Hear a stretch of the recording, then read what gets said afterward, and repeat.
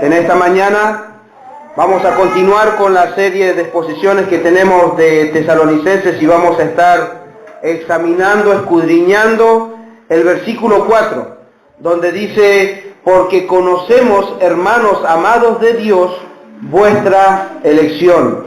Las prédicas pasadas, las prédicas anteriores, hemos visto que estos hermanos tesalonicenses habían abrazado el Evangelio, habían creído en ese Evangelio transmitido por el apóstol Pablo cuando él visitó Tesalónica. Estos hermanos habían abrazado la fe en Cristo, habían creído en ese Evangelio predicado por Pablo. Y entonces en esa salvación obtenida al abrazar el Evangelio, leíamos en el versículo 3 que en ese Evangelio venía la fe, el amor y la esperanza. Y también decíamos que esas tres cualidades eran de estos tesalonicenses y de todo cristiano. Pablo también, en los versículos anteriores que veíamos en las prédicas anteriores, Pablo oraba a Dios y daba gracias por sus hermanos, y daba estas gracias, ¿por qué? Porque la fe, el amor y la esperanza se manifestaban de una forma activa y visible hacia todos en estos tesalonicenses. De una forma activa y visible ante todos. De tal forma que Timoteo, cuando los visitó, vio cómo ellos ponían en ejecución la fe, el amor y la esperanza en la vida de cada creyente.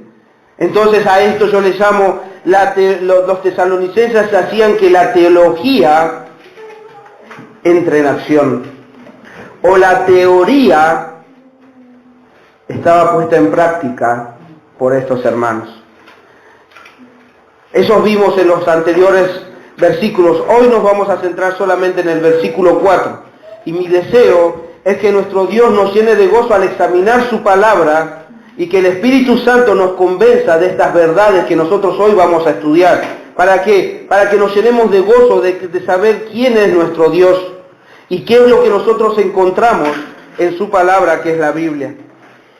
En este versículo que vamos a examinar en esta mañana, en el versículo 4, Pablo quiere darle a sus lectores, a los tesalonicenses, que eran los receptores de la carta, una explicación de por qué las declaraciones del versículo 3, la fe, el amor y la esperanza que ellos tenían. ¿Por qué? Entonces él va a explicar por qué él dijo esas cosas y para después así continuar con los siguientes versículos.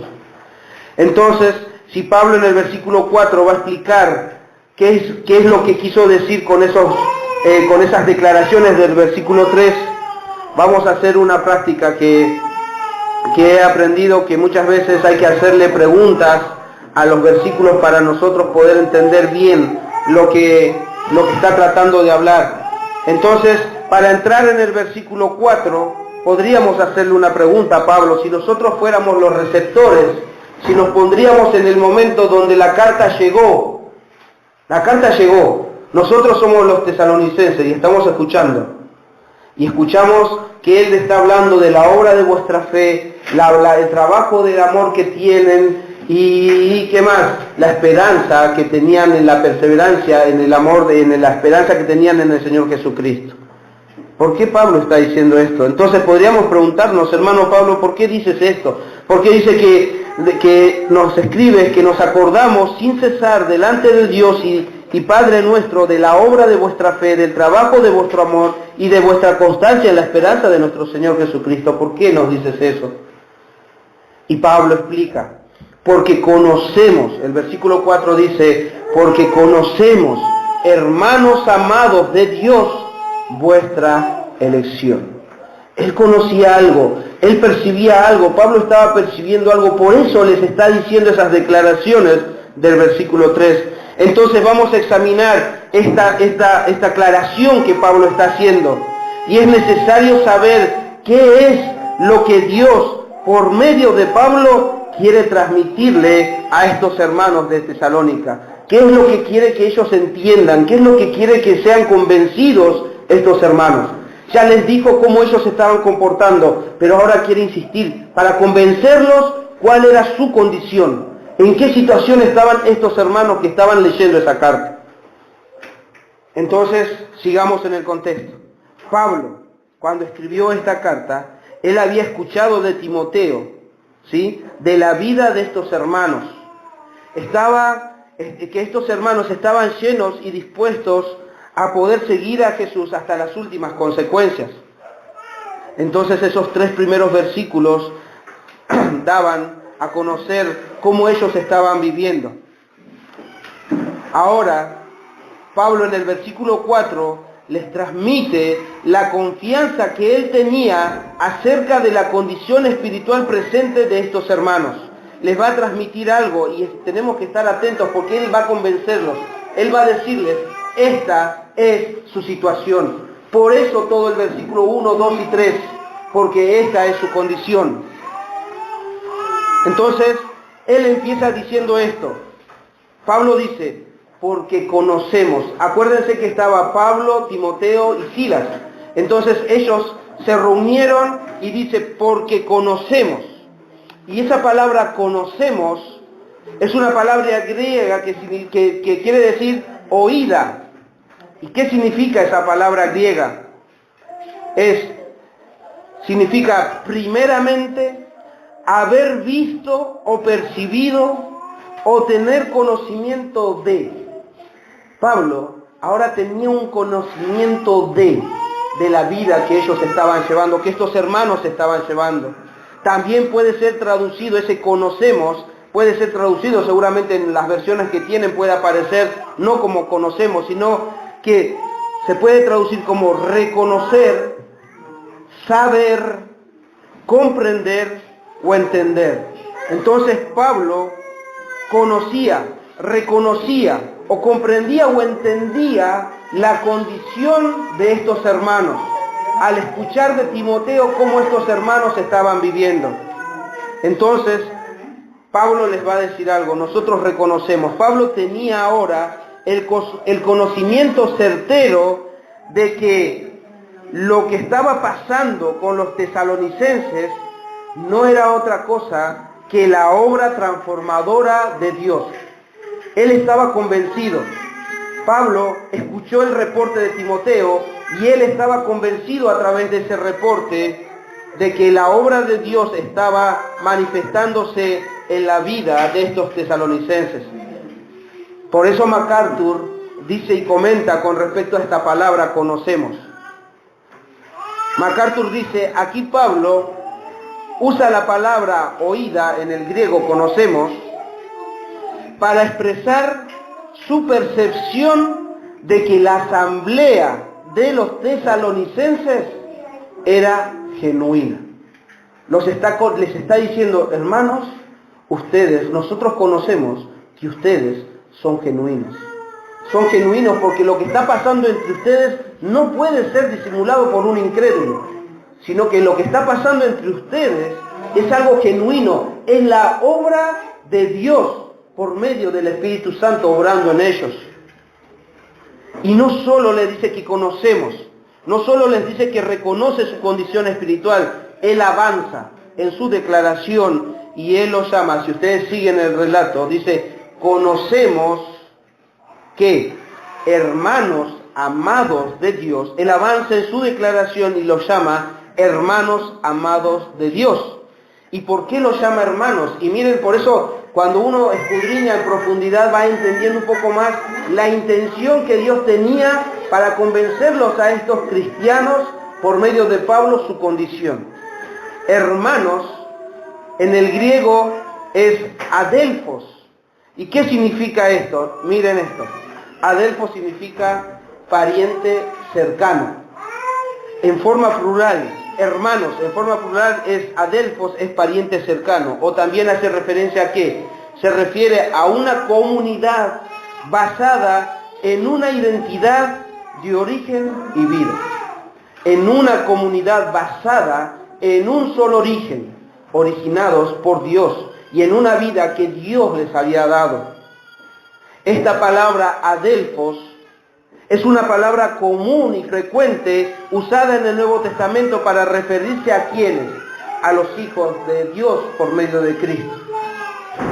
Hay muchos pasajes que nosotros vamos a ver en el Nuevo Testamento, en las cartas, y no voy a citar todas estas, solamente voy a citar dos en esta mañana, pero cada vez que Pablo o Pedro o Juan se refiere a los hermanos, y dice hermanos, refiriéndose a los creyentes, se está usando esta palabra adelphos. Pero vamos a citar dos versículos. Mateo 28, el primero que va a usar adelphos es el Cristo resucitado. Cristo resucitado, Mateo 28, 10, dice así: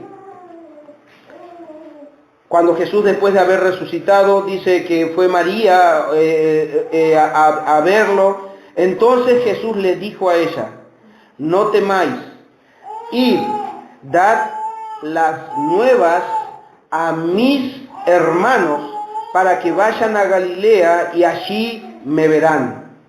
Ahí la palabra mis hermanos es esta misma palabra adelphos, que se está refiriendo a los parientes más cercanos que él tenía, a los hermanos que él tenía. Pero miren lo que dice en Juan 20. En Juan 20, en el versículo 17, en el mismo contexto, miren cómo Jesús ahora nos va a dar a entender por qué los llama hermanos. Porque él, habiendo recibido la resurrección del Padre, ahora él le puede llamar hermanos a estos discípulos y hacerles entender ahora que como son hermanos, el Padre ahora es su Padre y su Dios ahora era Dios de ellos también. Miren lo que dice el versículo 17 del capítulo 20 de Juan. Jesús le dijo, en el mismo contexto: no me toquéis, porque aún no he subido a mi Padre, mas ve a mis hermanos, otra vez la palabra adelphos, a mis hermanos, y diles: subo a mi Padre y a vuestro Padre. Ahora, el Padre de Cristo era también el Padre de sus hermanos. Por eso le está diciendo: ustedes son mis hermanos, o sea que mi Padre ahora es su Padre. Yo subo, dice Jesús, a mi Padre y a vuestro Padre. Y mire lo que termina diciendo: a mi Dios, dice Jesús, y a vuestro Dios. Mi Dios ahora es su Dios. Entonces, Pablo intencionalmente quiere comunicarles a sus lectores, a estos hermanos, que ahora pertenecían a la familia de Dios, ahora eran partícipes de la familia de Dios. Les habla fraternalmente porque ahora sabía del amor que demostraban estos hermanos hacia Dios y a Cristo, y también el amor que tenían los unos a los otros, el amor de hermanos, el amor de adelphos. Pablo entonces estaba convencido de que estos tesalonicenses eran sus hermanos.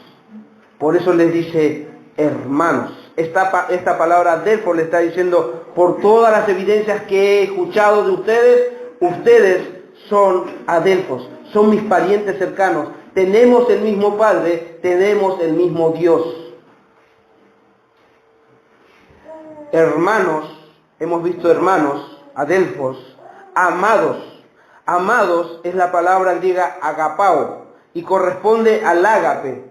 ¿Se acuerdan que hemos escudriñado esa palabra, el ágape de Dios? En las prédicas anteriores hemos visto cómo era el amor de Dios hacia las personas, el ágape de Dios.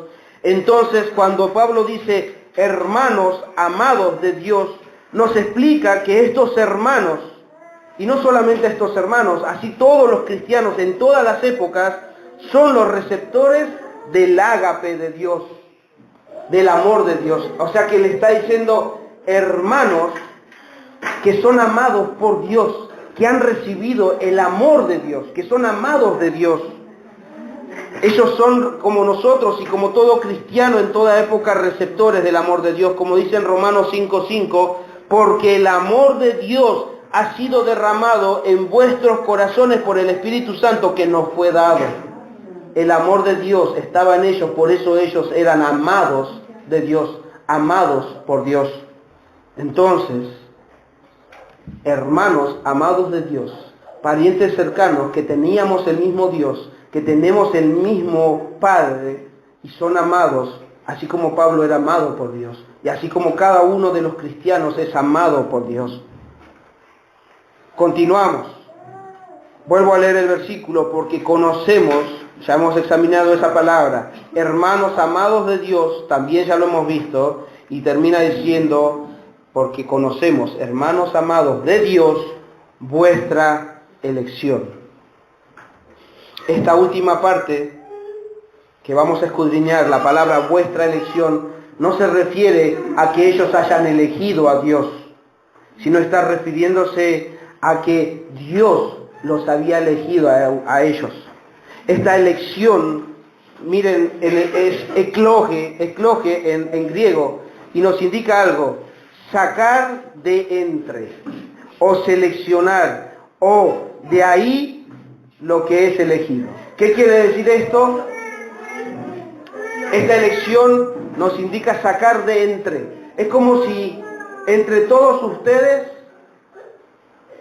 yo voy a sacar a Irene. Yo voy a sacar a Benjamín. Esa es la elección que Dios está haciendo. Ese es sacar de entre. ¿Se entiende? Sacar de entre. Ahora vamos a entender qué es lo que Dios ha hecho. De vuestra elección. Dios los ha elegido. Dios los ha sacado de entre toda la humanidad que está. Dios los ha sacado de ahí. Dios los ha elegido de ahí. Dios los ha separado de ahí. La vida transformada de los creyentes tesalonicenses era la evidencia de que Dios había elegido a estos hermanos. Dios los eligió y los llamó por medio del Evangelio. Y ellos respondieron con fe a ese llamado. Pero debe quedar claro algo: que Dios los eligió no por algo bueno que hubieran hecho ellos, o porque hayan hecho algo para ser elegidos. Dios lo hizo porque fue su voluntad hacerlo. Ellos no habían hecho nada para merecer o ser elegidos. Yo quiero ser elegido. No, ellos no pedían ser elegidos, simplemente Dios los eligió por su propia voluntad. O como dice MacArthur dice así: los cristianos, estos hermanos, refiriéndose a esta elección, los cristianos son elegidos, escogidos por Dios únicamente por su propósito amoroso y soberano, sin ningún mérito o sabiduría humana. No tenían mérito para ser elegidos, pero Dios, en su misericordia, en su amoroso amor, en su amorosa misericordia y soberanía, Él los eligió. Así es la salvación. En la salvación, la iniciativa no es del hombre, es de Dios. Es de Dios. En Juan 1, del 12 al 13, dice así: cuando Jesús está hablando que Jesús vino a los suyos y los suyos no lo recibieron, y el 12 al 13 dice así: mas todos los que le recibieron, a los que creen en su nombre, les dio potestad de ser hechos hijos de Dios, los cuales no son engendrados de sangre ni de voluntad de carne. No es la voluntad humana que los elige, ni la voluntad de varón, sino de Dios. Ellos son engendrados por Dios. Entonces, ¿qué quiere decir esto? Que aquellos que creen, aquellos que respondieron al llamado y recibieron este llamado, Él les dio la potestad de ser llamados hijos de Dios. Aquellos que creyeron en Él son llamados hijos de Dios. Por ende, Él es nuestro Padre y somos hermanos de Cristo. Entonces, ¿por qué hago esta aclaración? Porque la elección es la misma forma de la salvación. No depende del hombre, sino de Dios. Vuestra salvación se refiere no a la iglesia colectivamente hablando, sino a los individuos que la constituyen. O sea, ¿qué quiere decir esto? Que cada uno de nosotros fue elegido por Dios para formar su iglesia, para formar su pueblo o para ser llamados sus hijos. Individualmente, Él nos fue llamando en distintas circunstancias, en distintos momentos, en distintos contextos, pero ahora somos uno. Todos nosotros podemos tener distinto color de piel, distinta nacionalidad. Esos tesalonicenses estaban en la misma condición, pero ahora estaban reunidos ahí escuchando esta carta leída ahí entre ellos, y ellos estaban diciendo, wow, Dios nos eligió. Y ellos sabían que ellos no habían hecho nada para recibir eso, pero ahora Dios les estaba mostrando que eran sus hijos. Un hermano dice que vuestra elección quiere decir que Dios os ha elegido como creyentes individuales para vida eterna. Esta elección fue incluso antes de que naciera el mundo y sus habitantes, para que veamos que Él no fue movido por algo que nosotros hayamos hecho. No es algo que Él haya visto en nosotros, mira, yo lo voy a elegir porque me cae bien. No, Él ya lo había hecho antes de que el mundo fuese hecho. En Efesios 1, versículos 4 y 5 dice así, según nos escogió, ahí está, Él nos sacó, Él nos separó, según nos escogió en Él, antes de la fundación del mundo, para que fuésemos santos y sin mancha delante de Él, en amor, habiéndonos predestinado para ser adoptados hijos suyos, por medio de Jesucristo, según el puro afecto de su voluntad. ¿Ves? Vuelve a aclarar, no por algo que ya, según el puro afecto de su voluntad. Él quiso hacerlo así.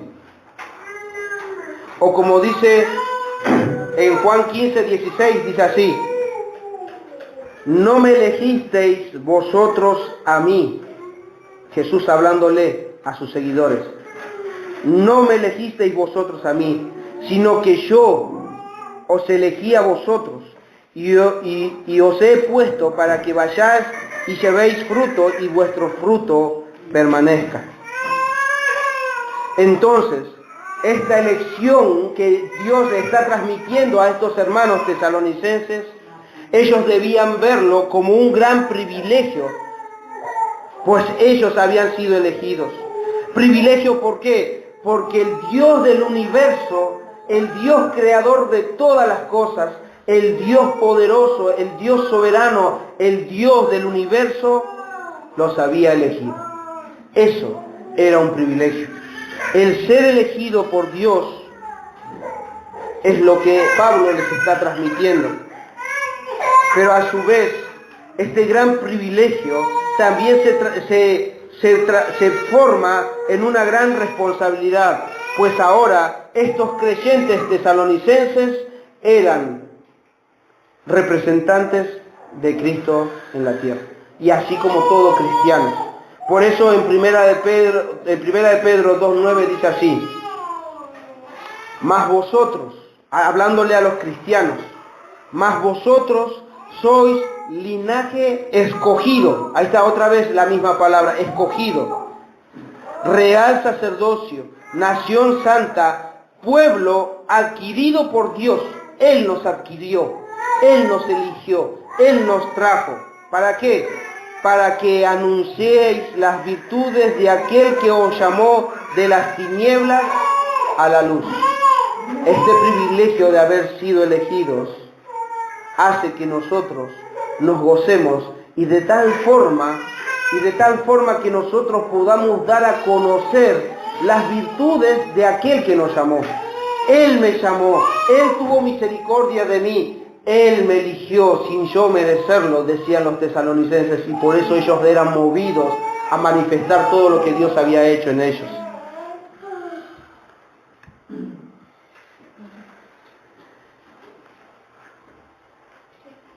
Así que estas palabras son verdades, son profundas, que deben llenarnos de gozo, de alegría, saber de que estos hermanos habían sido elegidos por Dios. Entonces, como una forma de resumen de todo lo que vimos hasta ahora, quiero decir de esta forma. Nosotros debemos entender esto, hermanos. Que donde quiera que haya una fe verdadera, como lo hubo en los tesalonicenses, obrará afectando el corazón y la vida de aquel que tiene la fe. La fe obra en amor, se demuestra en amor a Dios y amor a nuestro prójimo. Donde quiera que haya una esperanza de vida eterna bien fundada, como la hubo en los tesalonicenses, se verá por el ejercicio de la paciencia y es señal de sinceridad. Ellos eran pacientes y ellos perseveraban sinceramente en su confianza en Dios. Entonces, también debo decirle que donde haya una vida entregada a Dios, como la hubo en los tesalonicenses, donde sea que haya una vida entregada a Dios, se verá cuando en todo lo que hagan procuren ser aprobados por Dios. Todo lo que hagan procuren ser aprobados por Dios. Así vivían los tesalonicenses. Vivían de una forma que querían agradar a Dios en todo lo que hacían. Un hermano dice así con respecto a la vida de los tesalonicenses: los hermanos de Tesalónica estaban plenamente convencidos de su verdad, de su condición ahora ante Dios, como para no ser perturbados en su mente por objeciones y dudas, y estaban dispuestos a dejar todo por Cristo. Estaban dispuestos a dejar todo por Cristo. Estos tesalonicenses habían dejado su vana manera de vivir y que ahora estaban dispuestos a seguir a Jesús hasta las últimas consecuencias. ¿Por qué? Porque ahora ellos estaban entendiendo que lo que estaba pasando en ellos era porque Dios los había escogido, porque Dios los había elegido, porque Dios los había separado, y eso era el motor que los impulsaba a vivir de una forma diferente. Entonces, ¿qué podemos decir como palabras de aplicación para nosotros? ¿Cómo nosotros debemos concebir esta carta que los tesalonicenses habían recibido? Esta carta fue leída hacia ellos como ahora nosotros estamos leyéndoles a ustedes. Entonces, ¿cómo nosotros podemos aplicar? ¿Cómo nosotros tenemos que tener esta verdad en nosotros?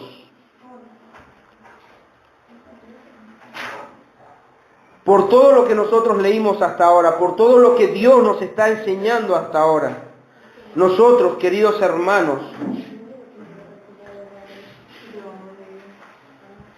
también, como estos tesalonicenses, debemos saber y entender que hemos sido elegidos por Dios y que somos también llamados hermanos amados de Dios, que también los cristianos de hoy, los de Iglesia Cristiana de la Gracia, han sido los receptores del amor de Dios que ha sido derramada en nuestros corazones.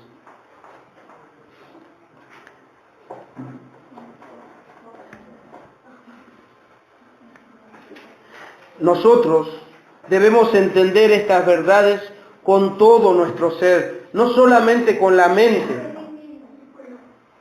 Y entender con todo nuestro ser nos dará una mejor perspectiva de la vida que tenemos y conocer mejor hacia dónde vamos y quiénes somos verdaderamente en Cristo. Entender que somos elegidos, que somos hijos de Dios, que somos hermanos amados de Dios. Entender eso con todo nuestro ser nos va a dar una mejor perspectiva de la vida. Porque de otra forma simplemente vamos a estar vagando de acá por allá sin saber para qué existimos. Entender esta verdad, saber que somos hijos de Dios, nos da un propósito de existencia. Nos da un propósito, nos da fuerza para ver nosotros a quién y por quién vivimos. Entender este privilegio de ser elegidos por Dios también nos dará las fuerzas para luchar con el pecado. Y sentiremos su poder en nuestros corazones. ¿Cómo? Mortificando nuestros malos pensamientos, apartándonos del mundo y elevándonos a las cosas celestiales, porque ahora sabemos a quién servimos o quién nos eligió y quién nos eligió, mejor dicho, para representarlo en la tierra. Si entendemos este privilegio de haber sido elegidos, vamos a tener fuerzas para luchar contra el pecado, porque ahora sabemos a quién representamos, quién nos eligió.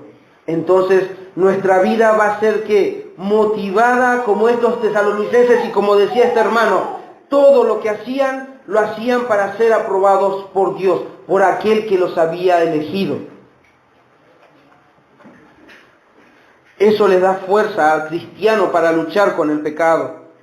Pablo lo dice mejor, que el haber sido escogido por Dios nos debe impulsar a tener una vida distinta a la que teníamos antes. No por la culpa, no por decir, tengo que vivir diferente, tengo que ser diferente. No, sino por el amor hacia aquel que nos eligió. Por amor a aquel que nos eligió, aquel que nos vistió de una nueva vestidura. Y voy a leerles el versículo que Pablo hace referencia a esa transformación y cuál es el motor que los impulsa a ser diferentes. En Colosenses 3, desde el versículo 5 al 17 voy a leer. Y miren cómo Pablo le está hablando a los cristianos. Colosenses 3. En esto de que el ser elegidos, el haber sido apartados por Dios, nos va a dar la fuerza para luchar con el pecado. Miren cómo dice Pablo. A partir del versículo 5 de Colosenses 3 dice así. Haced morir pues lo terrenal en vosotros, fornicación, impureza, pasiones desordenadas, malos deseos y avaricia, que es idolatría, cosas por las cuales la ira de Dios viene sobre los hijos de desobediencia, en las cuales vosotros también anduvisteis en otro tiempo cuando vivíais en ella. Les está recordando su pasado para que vean ahora su presente. Pero ahora dejad también vosotros todas estas cosas: ira, enojo, malicia, blasfemia, palabras deshonestas de vuestra boca. Muy bien. No mintáis los unos a los otros, habiéndoos despojado del viejo hombre con sus hechos. Ya está, vean su realidad, ya no viven, ya no están en esa misma condición en la cual se encontraban antes. Y ahora les dice, y revestíos del nuevo, el cual conforme a la imagen del que lo creó, se va renovando hasta el conocimiento pleno. La imagen de aquel que lo creó. ¿Quién nos ha dado una nueva vida? Dios. ¿Quién es el que nos ha dado una esperanza y una salvación? Dios. Y ahora sigue diciendo él, donde no hay griego, ni judío, circuncisión ni circuncisión, bárbaro ni escita, siervo ni libre, sino que Cristo es el todo en todos. ¿Qué quiere decir esto? Que no importa la nacionalidad que tengan, el color de piel que tengan, que no importa la situación económica que tengan. Cristo es en todos. Y Él es el todo para todos. Y ahora Él les dice esto. Les dijo esto, dejen aquello, dejen aquello. Ahora ustedes son nuevas personas. Dejen esto, dejen aquello. Y a uno le puede ser pesado decir, pero tengo que dejar esto, tengo que dejar aquello. Y ahora miren esto. O escuchen esto. Vestíos, pues, como escogidos de Dios, santos y amados. Santos no quiere decir sin pecado. Santos quiere decir apartados, cortados del medio, cortados, sacados de ahí, apartados. Eso es santos. Entonces Pablo les está diciendo, vestíos pues.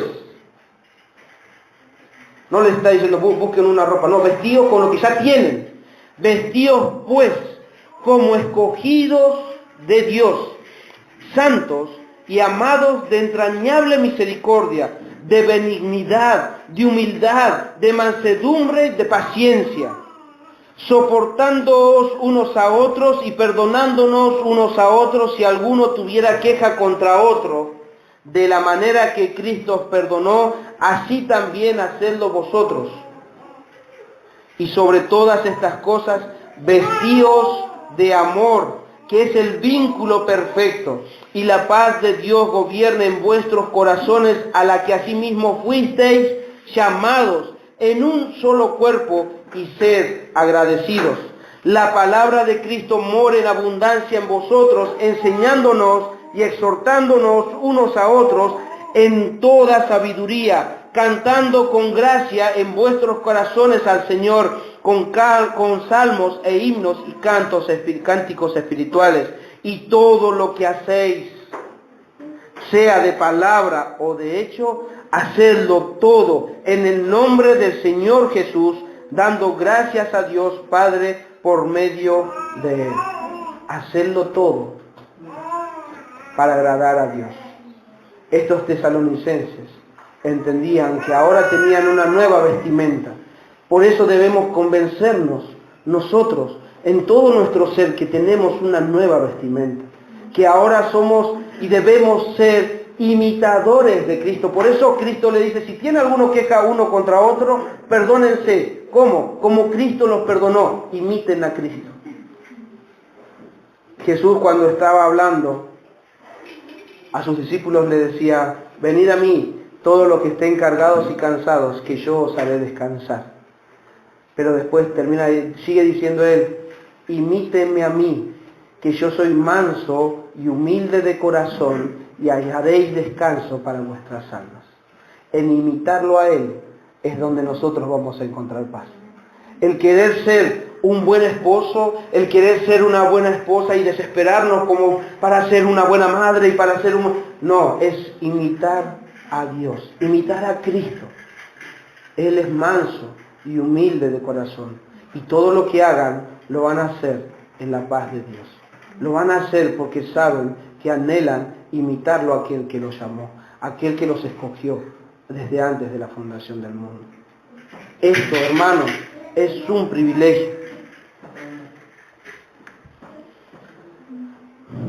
También tenemos que saber que así como los hermanos tesalonicenses, nosotros no somos elegidos por algo, por ser mejores que los demás, o por tener más capacidades que los demás, o que seamos más fuertes que los demás.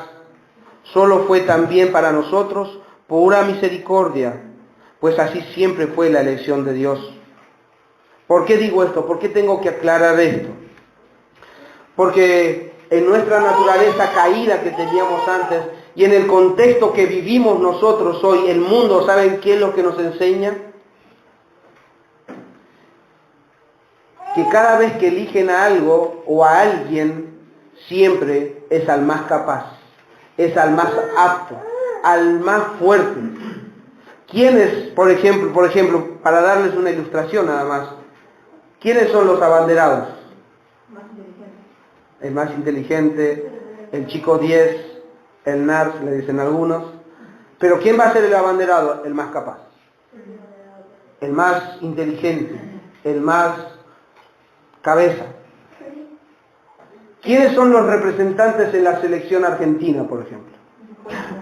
Los mejores jugadores, los mejores. Son ellos los elegidos, vamos. Y nunca van a llamar a chicos de las inferiores o de la B, nunca van a ir. Siempre van a ser los mejores.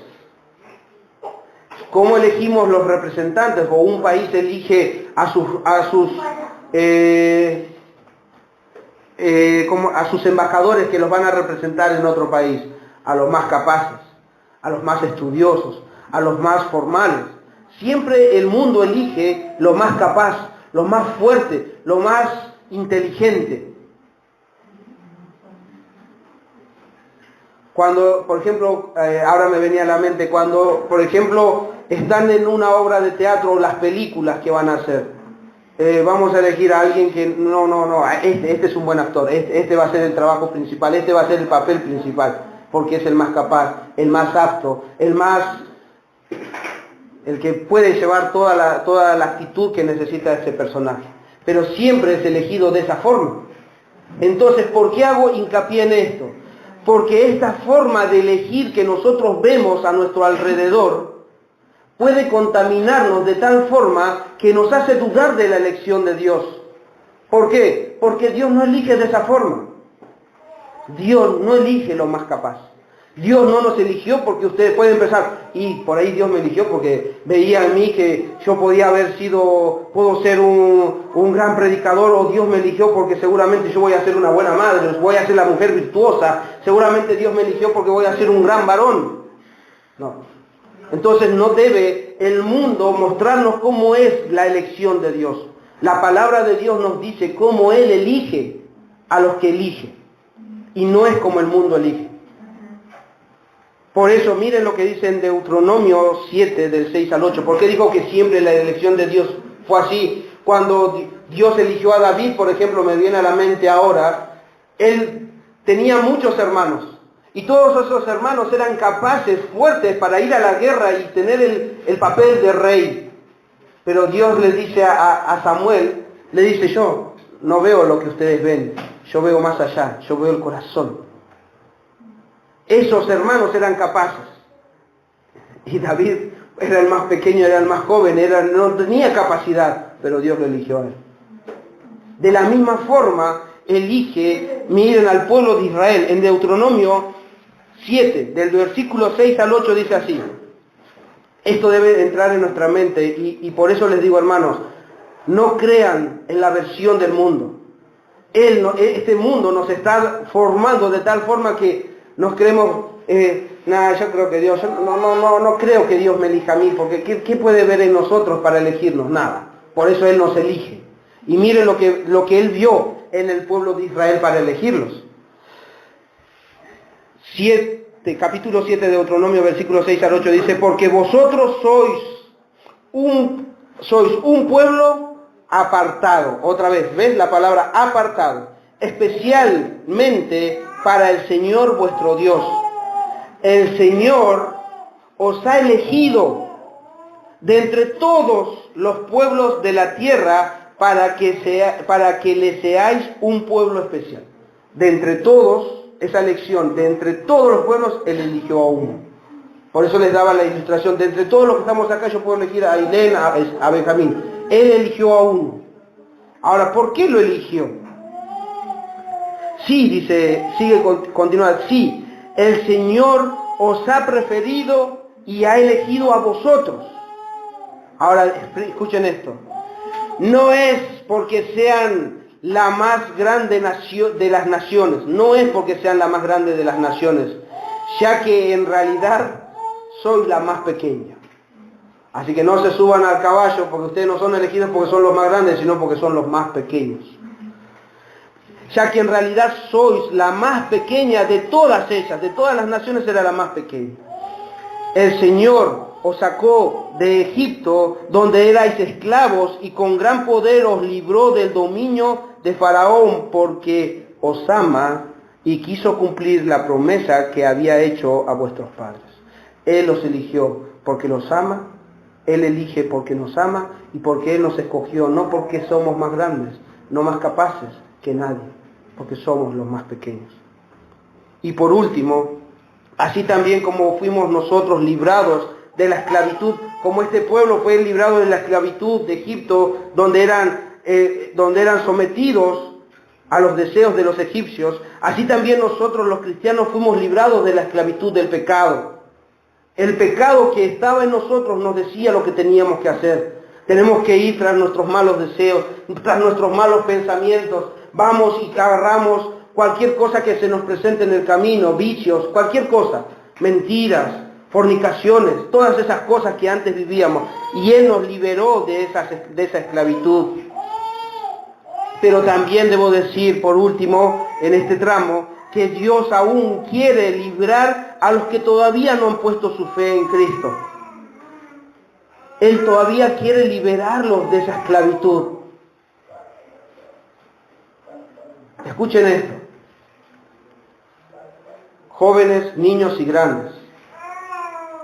El no creer en Jesús, pueden pensar esto. Si yo no me uno a la iglesia, si yo no me uno a Cristo, soy libre. Mentira. Eres esclavo.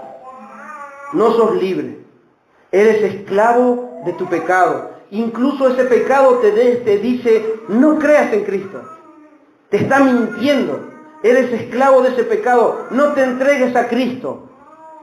Porque así estás mejor. Te está mintiendo. No estás mejor así. Porque tu fin no es el mejor de los lugares. Es el infierno. Entonces no estás mejor. No estás bien. Tu condición no está bien. Y a veces nosotros preferimos creerle a esta mentira de nuestro pecado que nos dice que así estamos mejor. Así estamos bien. No, no están bien. Entonces Dios quiere librarlos del poder del pecado, quiere librarlos de esa esclavitud. Escuchen esto y entiéndanlo, por favor. No creer en Cristo es seguir siendo esclavo. No hacen, la Biblia dice que los que están esclavizados en el pecado no hacen su propia voluntad, sino hacen la voluntad del pecado que mora en ellos y la voluntad del diablo que hace con ellos lo que quiere que hagan. El diablo tiene el dominio de los que no están con Cristo y él hace con ellos lo que quiere. Entonces, no unirse a Cristo es ser esclavo del pecado. Unirse a Cristo es ser libertado, es ser liberado del poder del pecado y entender que hemos sido elegidos por Dios. ¿Y cómo podemos hacer esto? ¿Cómo podemos nosotros ser liberados de este pecado que me dice que así como estoy bien, sabiendo que así como estoy me estoy yendo al infierno por mis pecados? Entonces, si eres un pecador que no ha puesto su confianza en Cristo, debo decirte, pecador, lo único que te queda es poder arrepentirte de tu pecado y poner tu confianza en aquel que puede darte la vida eterna, en aquel que puede decirte, hermano, amado de Dios, en aquel que puede decir que mi Padre ahora es tu Padre, que mi Dios ahora es tu Dios. Y solamente Cristo puede hacer eso. Por eso cuando Él resucitó pudo decirle, ve y busca a mis hermanos. Ahora mi Padre es su Padre y mi Dios es su Dios. Ustedes también pueden ser partícipes de la misma forma. No ignoren lo que Cristo puede hacer en sus vidas. Porque lo que hizo en los tesalonicenses, Dios lo puede hacer también en nosotros. Dios lo va a hacer en nosotros. Y Dios lo va a hacer en todo aquel que venga a Él en arrepentimiento y fe. Porque Dios prometió esto. Yo no voy a echar fuera. Jesús dijo, yo no echaré fuera a nadie que venga a mí en arrepentimiento y fe. No lo va a echar fuera. Y hasta ahora no has sido transformado por Dios, si Dios no ha obrado en tu vida, yo les aseguro esto, Dios no miente, Dios no falla, Dios dice la verdad. Entonces, si hasta ahora tu vida sigue siendo la misma de antes, es porque no has venido a Él. Porque no has venido a Él en una entrega, en un arrepentimiento genuino, en un no doy más, quiero seguirte. Si tu vida sigue siendo la misma desde antes, seguimos en esa condición de esclavos. Pero cuando vengas a Cristo, vos vas a experimentar la verdad de Dios. Él no te va a echar fuera. Él va a hacerte una nueva criatura y vas a empezar a vivir una novedad de vida. Y vas a empezar a gozarte de los privilegios que Dios da a sus hijos.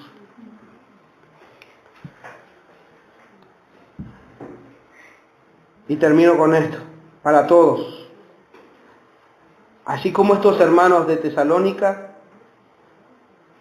fueron transformados, nuestras vidas van a ser transformadas por nuestro Dios. Pues ahora somos hermanos amados de Dios. Eso es un gran privilegio, hermanos. Ese privilegio nos debe llenar de gozo, pues nosotros no lo merecíamos. Y Cristo nos hizo partícipes de la familia de Dios. Nosotros no lo merecíamos. Por eso debe llenarnos de gozo. Por eso debe cambiar nuestra forma de vivir. Debe cambiar nuestra forma de ver las cosas. Hermanos, ustedes y yo somos representantes de Cristo. No quiero cargarles con culpa con esta pregunta. ¿Cómo están representando a Cristo? Eso no es cargarles de culpa. Es ponerlos de una forma consciente en su situación. Como Pablo lo estaba haciendo a estos tesalonicenses. Ustedes son hermanos amados de Dios. son escogidos de Dios, son elegidos de Dios. Y como Pablo decía a los colosenses, le decía entonces vestidos como escogidos de Dios, santos y amados. Entonces, que ese sea nuestro impulso a vivir como representantes de Dios.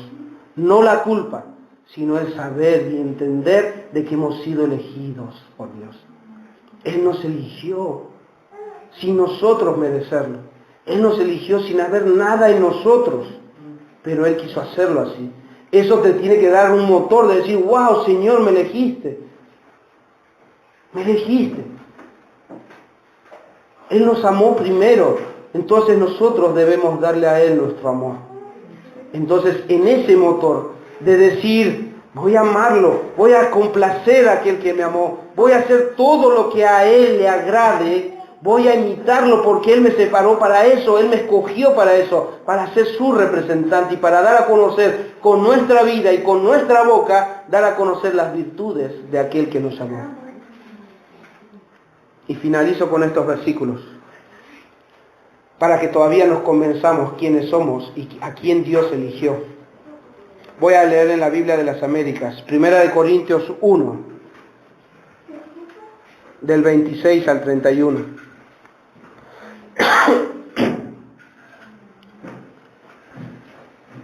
Ya hemos visto todos esos pasajes, hemos analizado los pasajes del versículo 4.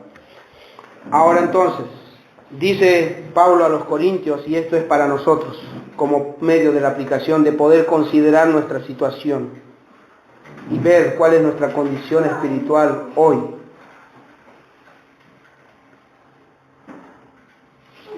Pues considerad, hermanos, adelfos, vuestro llamamiento.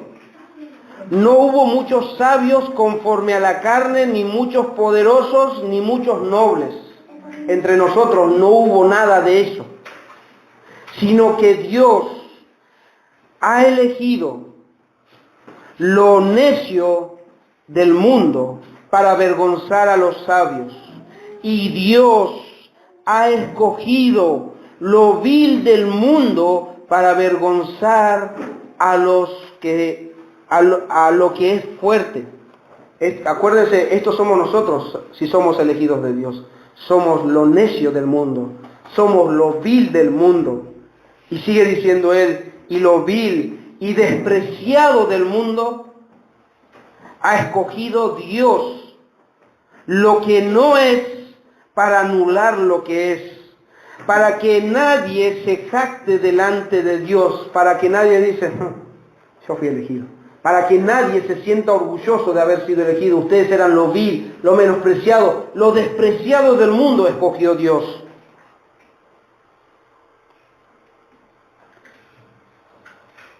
Para que nadie se jacte delante de Dios, mas por obra suya, por la obra de Él, estáis vosotros en Cristo Jesús, el cual se hizo para nosotros sabiduría de Dios y justificación y santificación y redención, para que tal como está escrito, el que se gloría, que se gloríe en el Señor.